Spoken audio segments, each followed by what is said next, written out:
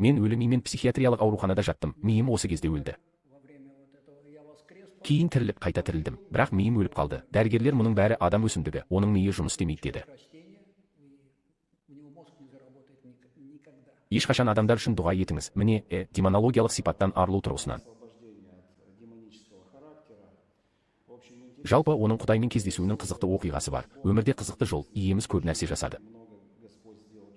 Ғажайыптар, сіз мұны көруге және естуге қызығушылық танытатыныңызға сенімдімін. Міне, бос келді, бұл бос орынды менің орнымды толтырды. Есірткіден кейін есірткі, алкоголь, бәрі осы заттар келді. Менің өмірім жай ғана қирады. Әзірге мен өліп бара жатырмын, өлдім және шамамен 10 минуттан астам мен өлі болдым. Мен Исаны көрдім, бірақ шамамен оның белгішелерде қалай салынғаны сияқты мен